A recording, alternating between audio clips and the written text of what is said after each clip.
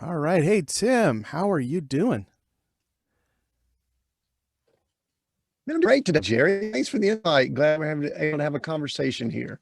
Same here. Yeah, we've been crossing paths for probably a couple months now. And uh, yeah, folks had actually recommended that I have you on the show. And it was just funny. Like, we struck up that conversation around the same time. I'm like, well, I've heard Tim's name like 3 or 4 times. I've seen his posts and I see his engagement with the folks in the group. Sounds like a great idea. So glad you're on here. And then you're calling from inside an RV. Is that correct? Yeah, we are. I'm in the passenger seat of Theo, our RV, our 39-foot motor coach. Passenger seat is my office, and that's where all the magic happens. Nice.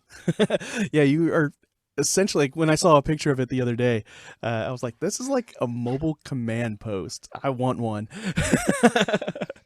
You're officially And the the first. weird Yeah, go ahead.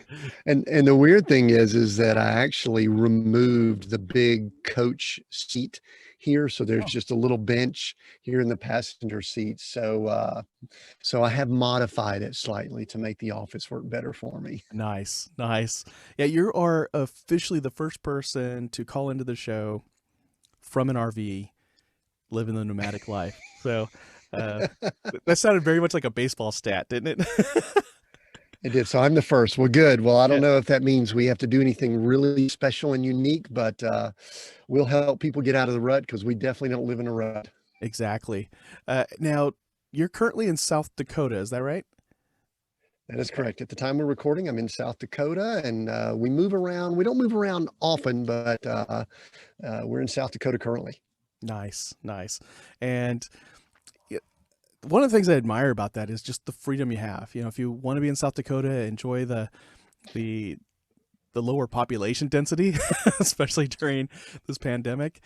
That's a plus. I hear it's a beautiful country out there, and you know, if that gets tiring, you just pick up and go to say Montana or Idaho or California, and then you're like, oh, it's too crowded here. Let's get out of here. So there's that sense of freedom. What and you've been living in an RV for quite a few years. Yeah, how would you describe that um, experience for Well, well, the word you used is a good word, freedom. We actually have been traveling. We've called ourselves nomads since 2013. you? So we have not had what we would say would be a traditional home now for, I don't know how many years that would be, 8 years.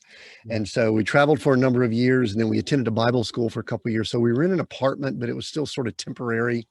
And then when we finished up, my wife said, Tim, she says, I think we should travel again, but I think that we should get an RV.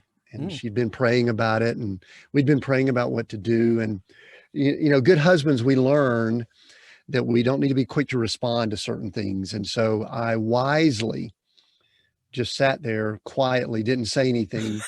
And in my mind, I was thinking, boy, I hope that's God talking to her, because if it isn't, the joke is that I didn't know how to spell RV at the time. And we said, oh, we're going to get an RV.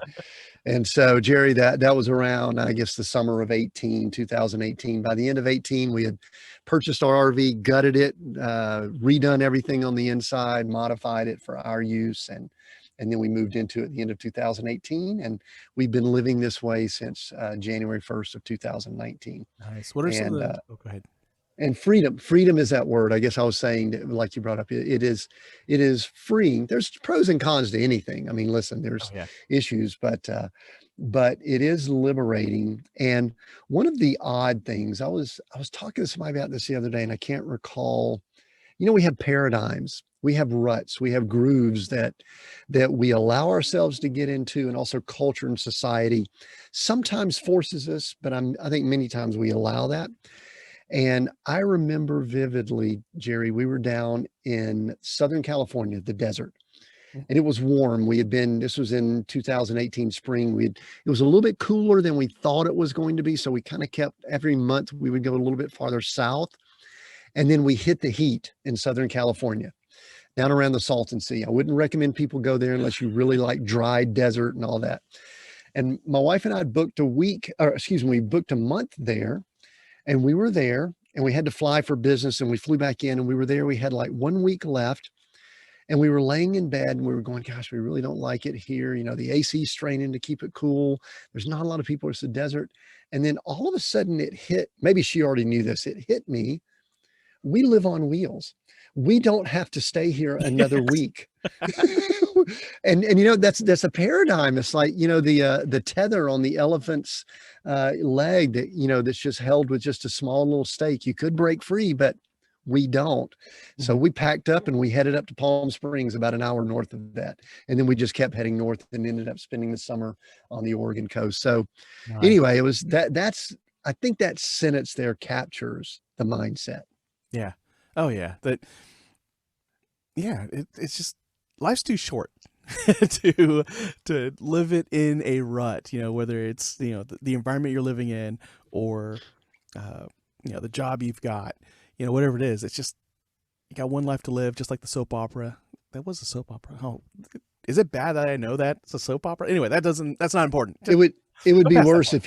if you knew the plot and the characters. That Oh, would the be plot. worse. If you just know the name of it, yeah. Oh man. Oh, the drama. No. But yeah, that's just it, it's a freedom that I think folks wish they could experience, but then they, you know, but being the key word, they tell themselves a but. I'd love to go on, you know, just pack up and live in Washington or Oregon. I'd love to drive across the country and see every state, but I've got to go to work in the morning, or but my wife would never go, or but you know, it's just like insert blank, you know, for whatever the but is followed by. And you hear it all the time. You know, I hear it from folks that, you know, there's folks who want to write a book, but they're just so tired after they get out of work. And you know, but here you've made it happen. And you know, there was a conscious decision. There was a partnership, you and your wife saying, let's go do this. And I'm sure you made some monetary decisions. And you know, it's but you didn't just always live that way either. I mean, you didn't just always live the nomadic life. You had a different life prior to 2013, and it probably sounds very similar to what I just described. Well, it does, Jerry. Actually, it's a little bit different. Hmm. I'll share this here because this is, I think, a powerful message. I do think that sometimes it's decisions that we make that put us in the situations that we're in. But as someone who's a coach, I'm a coach. I work with leaders, leadership teams, and I've studied this stuff for a long period of time. I know that people can make a conscious decision with focused effort to make changes in their life. I know that. But I also know there's another way that people make change, and it's a catalytic event that forces them to change. And Jerry, I'd love to tell you that way back when we were going to decide to do this and we were focused and we were intentional about it. And, you know, we put things in place and we set money aside, all that kind of stuff. But that would be a lie. Hmm. That's not what we did. We actually had companies that had done very well in 2008, all Yeah, the way up three to of them. 2008. Yeah. All of them in real estate. And by 2013, we were homeless. Mm. And it was a catalytic event that forced that. Now we could go back and say, oh, I made this decision, that decision. And so that is really what forced us into it. So here's the odd thing, especially in going with the theme of what the listener probably is going through. It's like, okay, I'm in a rut. I need to do something. But here's the unfortunate thing. If they don't, then there is a good chance that down the road, and I don't wish this on anyone, I really don't. I'm just observing things. Something will force us out of that comfort zone. Oh yeah. Something will nudge us, and hopefully it's just a small nudge. The way life is at times, though, it could be a swift kick Yes. instead of a small nudge. And so I say that to kind of, you know, give the the opposing viewpoints there. There's decision and then there's forced. Yeah. And at that time ours was forced. Now, over the last few years, as we've moved into what we're doing now with RV and things like that, that has been more intentional decision, with the Lord, we always like to pause and say, Lord, is this what you want us to do? Are you with us? Because we don't want to get ahead of you. We want you with us. So I just want to clarify that it wasn't a grand decision we made in 2013. It was horrible. Yeah. Wouldn't wish it on anyone, but we're so thankful that we did, because we never would be doing what we're doing now if Yeah. it wasn't for that. It's I don't know why it still surprises me. It shouldn't, because we've had so many guests on the show that have had a cataclysmic type of event in Uh, his or her life that was just the wake up call. That they were already wanting a sense of freedom that they didn't have already, and they were holding on to this life that they were pursuing, and all of a sudden, for whatever reason, that life is yanked away. And then they just had that moment where they looked up and said, well, since I got to start over already, anyway, why don't I go in that direction? It's the direction I wanted to go in, and this other, it's almost like the ships got burned behind me, kind of thing. And um, it's yeah, it still amazes me when I hear those stories. It's just like, wow, it, and then at the same time, it's like, what if we didn't have to have that happen to us, and we could make that decision and put some things in place, and not have that catastrophic event? Um, I mean, either way, as long as you're going towards the life you dreamed of living, I think that's the important thing. I think, yeah, you're right. For some of us, it does take that rug getting pulled out from underneath us to get us to go that way. yeah, absolutely. And so one of the things that I've watched happen is okay, this is the big question I ask myself, Mm-hmm. because my wife and I will tell people all the time, we wouldn't wish our journey on anyone, but we're so thankful and blessed that we've been through it. Yeah. And see, every one of us has that situation in our lives. And I know I've heard your story. I know you got military background, and a lot of people uh, would want to serve, but there also comes a lot of challenges with that. Mm-hmm. People that go through that, they see things, they go through things that impact you. It impacts your decisions you make later, and so one of the things I look at now as I go back and look at it, maybe I got a little history I could go back and I go, was that part of the plan all along? Was that the way it should have been? Yeah. But I don't think so. I think there are definitely paths that we could go down. To quote, I took the one less traveled. I think Yes. the poem there. We definitely feel as if we're taking the path that's less traveled, because we bump into people all the time that are doing things a little bit differently. But I would argue that probably most people have somewhat of a path that's less traveled. I think the thing that they have to look at is, what are their expectations they set? And are they really fulfilling, this is a word I use a lot, Jerry, the assignment that they have Mm-hmm. as being created on this earth? Yeah. And I think the big frustration for a lot of people is this: they know they were created for something more. They know they were created for different. They know they were created to do things that had maybe not a bigger impact, and maybe not even financial reward. I think people find that's hollow, but they just want to step into what it is they were created Yeah. to do. And I think that's the frustration or the rut that a lot of people have challenges, is when they know that they're not fulfilling that calling. Yeah. That's the tough part.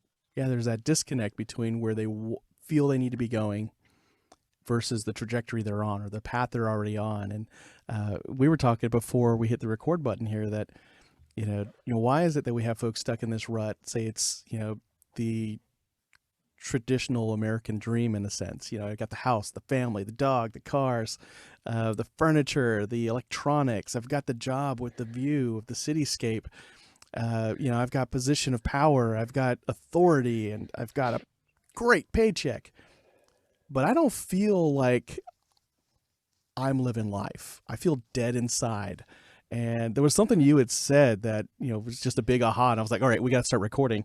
And that was, you had said that chances are they feel that way because they're pursuing what they think or what they've been told is success for themselves. And the reality is that may not be the success that was intended for them, or that is in line with their purpose. And one thing that you do as a coach is you help folks realign themselves and identify that purpose and redefine success. Can you tell us more about that and the process you take folks through, and maybe something that comes up commonly? Yeah, it's a great question, Jerry, because to me, outside of maybe someone's spiritual foundation, and to me it's related to a spiritual foundation, someone needs to really identify what success means for them. And unfortunately, what most of us do, I won't say most of people do, I'll say most of us do, is we mimic or copy people. We really look at others, and we're in such an easy comparison society and culture right now with social media and video and all that's on TV and all. Some of us grew up where we had 3 channels. I just Yeah. dated myself. And so we didn't have a lot to compare to. It was Happy Days or MASH, that was it. Yes. And so, I got too and excited there. so, yeah, All in the Family, or, those type things. It's like, oh, well, at least we're better than them. We're better off. And now there's just so much that we can do, Jerry. And so what many people are doing, they are defining success based on either what their parents, and not against parents, but they just want people to be, they want their children to do well and have food on the table and not go through pain. Well, not going through pain is not really a great goal in life, because then what we start doing is we start migrating towards comfort. And so everything about what we find ourselves doing is to create comfort. And we put the roof over our head. If one car does well, then we need another car. And if we've got one big screen TV, we need another big screen TV and 2 and 3. When Interesting side story. When we got this RV, it's only 39 feet long. It's probably less than 400 square feet. There were 3 or 4, I think there were like 4 televisions in it. 3 at Wow. least, I can't remember. And like there was like one behind me here, there was one back in the bedroom, one behind this one here, and I even think there was one above the cab right here that I don't know if they watch when you're driving. I don't know, but Wow. so one of our first modifications, we ripped out all the TVs. We don't watch a lot of TV, but all of that is to say, to the point that we were going down, is that foundational. When I begin working with an organization, an individual, ministry, anything like that, the first thing to do, and sometimes this is incremental, it may not be right out of the gate. I say, hey, Jerry, let's define success in the next 30 minutes for you, and then we're going to go after it. Yeah. Now, it could be incremental. It's really finding out what your values are. It's finding out what's important to you. It's finding out what stage you're at in life, and maybe what are some of the things that have, I don't want to say caused trauma, but have been painful, Mhm. that may have impacted you. And then what are some things that you're moving towards? Where do you want to be a year, 2, 3, 5 years from now? And then I'll just give you the biggest tip that I work on. This is the way my wife and I work in our lives. It's the way I work with clients. We break everything down to 90-day increments. Okay. And so we take bigger projects, bigger things we're trying to work towards. Like I'm working on writing a number of books now. We've got a podcast. I'm a business coach. My wife's working on some business projects. But everything we break it down into 90 days. And then we get it down into 90 days, we break it down into weeks. And we just do these little sprints where we get as many of the things done towards that in those short sprint period of times. That's just something I do with the companies I work with, and big, small, whatever. It's the same thing. And Yeah. what it does is it gets you at least moving in a small direction. And that's important, because many times if someone's sitting there, I've done this before, you could fake yourself out. Let's just say that you want to write a book. I just finished writing a novel, and someone's listening and say, yeah, I want to write a book. Well, if you think about writing a book, it can be pretty overwhelming. Mhm. And you go, oh my gosh, what do I need to do tomorrow for a book that I won't complete a year from now? Well, if you think about it too much, you're probably not going to do anything. But if you write 500 words, and let me just also say that I'm really good at telling other people how to do this. I'm not good at myself. It took me way too long to write my book. So as typical, I would not being a hypocrite. It's just, so anyway, so break things down, look at the big picture, ask questions, find out what success is, then break it down and start chunking it down into small pieces. Nice. And that makes total sense, because it's not jumping from here to the finish line of a marathon in 1 minute. It's what can I do in that 1 minute? I can go about 100 steps. And then what about the next minute? Another 100 steps. So that makes total sense to have it broken down like that. And, it's like that Chinese proverb or whatever country claims this proverb, but, how do you, what is it? How do you finish a 100-mile journey? And it's one step at a time. And so, yeah, that's very fitting. And I like the fact that you start them off with what are their values, what matters to them, because that gives you an idea what motivates them, what drives them. Why is it they want to start a company? It's because they value independence. They value taking care of other people, like maybe their employees. Maybe they value taking care of customers. Maybe they value integrity, and where they worked before didn't have it, which kind of answered my next question, which is why do you want to identify their traumas and the things that have hurt them? And I'm like, I think I just said it. Like, I kind of let you know where the pitfalls are, because those are also motivators. Yeah, I know for me, a big part of why I do this show is because, and if you've heard the interview I did with Meg Gleesner, it's because at a young age I saw the impact of negative, I guess, a negative perspective of what manliness was, because I saw somebody essentially destroy 2 families or more, and I didn't want to be like that, and I wanted to break that cycle. And so that is a big driver for me. Why is it important for me to have a high moral code? Because I see what it's like when you don't have one. Why is it important for me to be engaged with my kids? Because I've seen what happens when you don't. And so, so there's like some of those traumas there that I've either experienced or witnessed that drive me. So that makes sense. Cool. Well, the thing, because so what one of your definitions of success, and it was a great interview with Meg, by the way, I did Thank listen you. to that. And I love how you started your podcast journey. I think your daughter, was it Amber? What was it? I was Emma. Yes.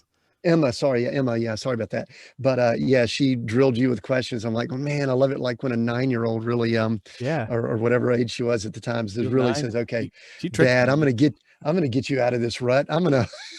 That was an external. So that was the Yes. external thing. She was forcing you along there. Yeah. But I love what you brought up. You wanted to help men.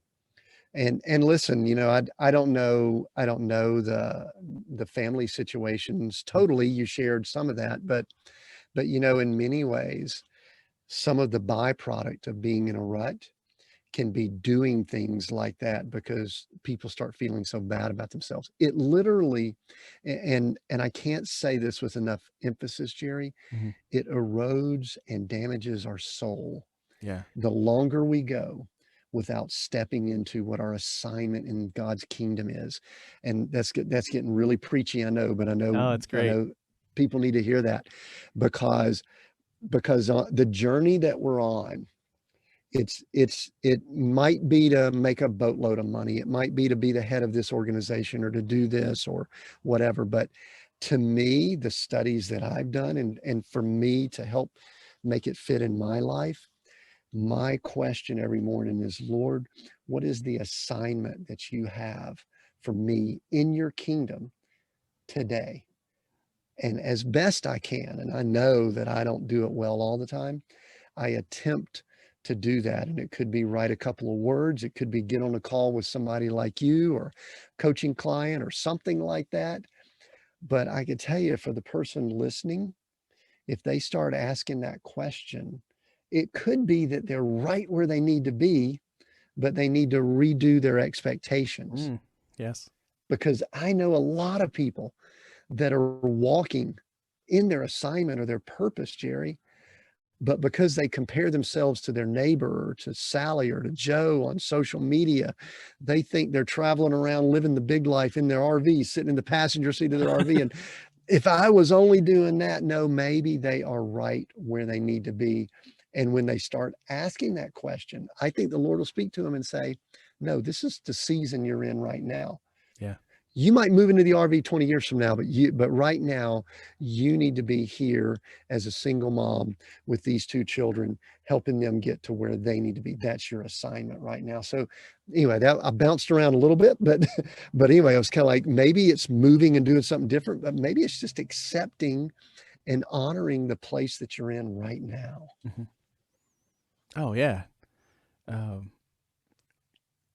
it's almost like looking, I do hiking and backpacking, and at some point I described to a friend of mine that, when you're on the trail for a few miles, you start looking down because, you're looking around when you first get on that trail, like, oh, wow, this is cool. Look at those trees. Oh, look at those birds singing up there. But then you trip on a rock and you're like, okay, I'm not going to trip over another rock. And so you're looking down. And then I notice when I do this, miles will go by and I'm missing out on what's around me. And at some point I snap out of it and I say, hey, why don't I just look up and look forward? And it blows my mind. Every time I do that, I look up and I look forward, there's a vista that I didn't even realize was there. Or there's a family of deer just chilling while watching me with some wariness, like, hey, is this thing going to hunt us? What's going on here? Or there's a rabbit on the trail. There's like something I would not have seen if I just kept my head down and just kept plodding along. And, what you said just reminded me of that, when we're stuck where we are and we just feel like, maybe it's time for us to kind of look up and look around and say, hey, you know what? I have an opportunity to make a difference doing this, and I can make an impact on maybe my boss's work situation. Maybe I make an impact on my child's situation if I just look at it differently. And that's, again, just like you've said a couple of times now, it's redefining what success looks like. It may not be that I got to work, an extra hour or two. It may be that, I unplug from work, I unplug from my devices, I unplug from social media, whatever it is, there's something different. But unless we know what matters to us, that we're not going to know what the right decision is to make. And Yeah, I had a cool thought when you brought up the analogy of the hiking. mm-hmm. And I don't know, I'm sitting here maybe sort of kind of praying as we're speaking and all that. And it was like, do you look down at your feet or do you look up? And I just kind of heard this word both. You Yes. really should be doing both because you do need to know where you're at right now, today, in the place that you are so that we don't trip and make mistakes and all that. But at the same time, you have to look up and enjoy all that's around you and all that you're seeing. My wife and I did a little drive this last weekend. We're just right on the edge of the Black Hills right here in South Dakota right now. Okay. And so we did a drive through the Black Hills and we went through this state park called Custer State Park.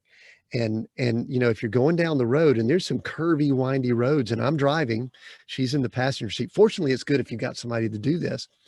And all of a sudden we come up on these buffalo and there were some baby buffalo. There were like four and it obviously mothers and there were four babies with them. And so we just, had I been driving on the curves, you could have missed them, but we pulled over and usually with those situations, there's other cars pulled over. So, something's up.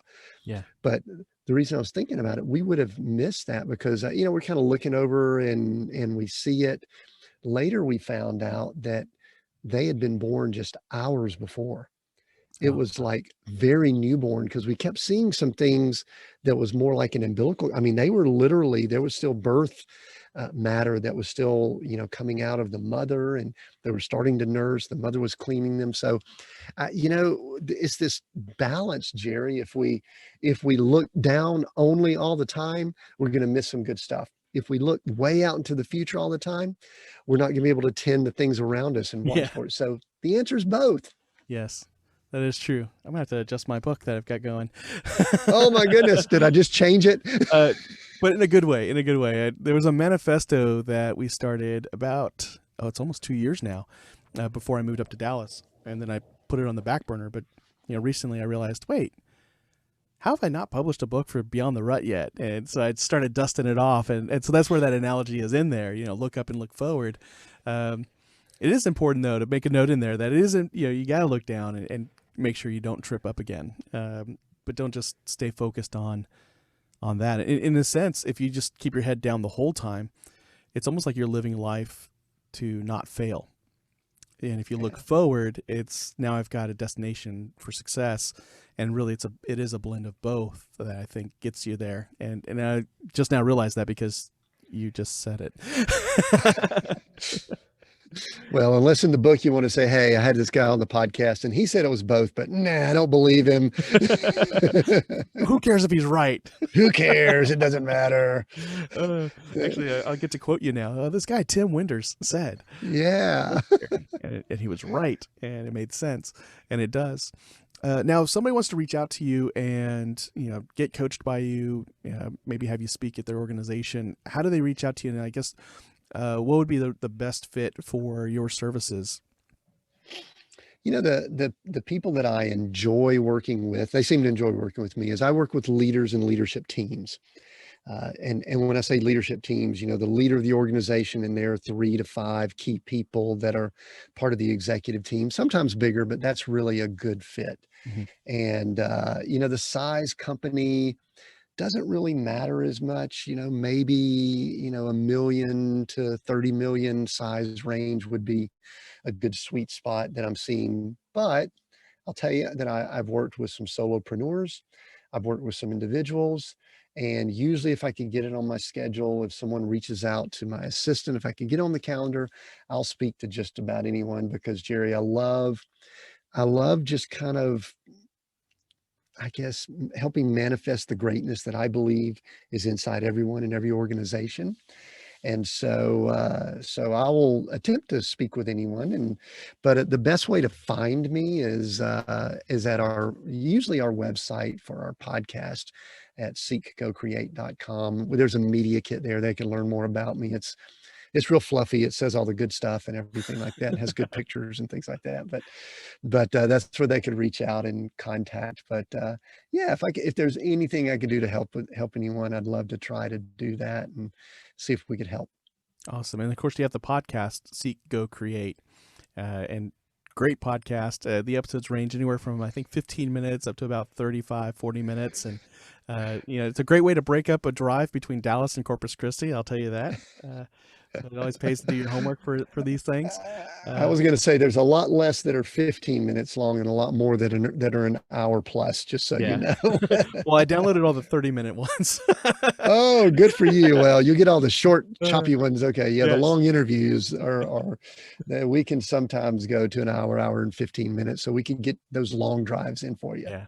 Awesome. Well, I mean, in a couple of weeks, I'll be driving home. So I'll get some more episodes in. Now, any final words of wisdom for those listening right now? Jerry, I just want to encourage people that wherever you are, it's okay. But where you're going is where you need to ask the questions. And, we talked about some here. What's your assignment? What's some of your values? And I will say that if someone knows they're not currently in that assignment, they can make that change. It's really not that tough. Maybe they need somebody to help them along. Maybe it's just a decision and start doing some things differently. I believe that they really can. And the momentum and the energy that comes when you start doing that will be amazing, because if you're tired and fatigued right now, there's a good chance you either haven't accepted where you are or you're not walking in that assignment that you have. So I don't know if that was as encouraging as I wanted it to be, but I really wanted that to be an encouraging statement. Nice. It sounded encouraging. I understood what you meant. Tim, it was great to have you on the show. And yeah, it just lifted me up. I was just excited. So, and you got me, making an edit to my draft. So thank you. Sure. Thank you, Jerry.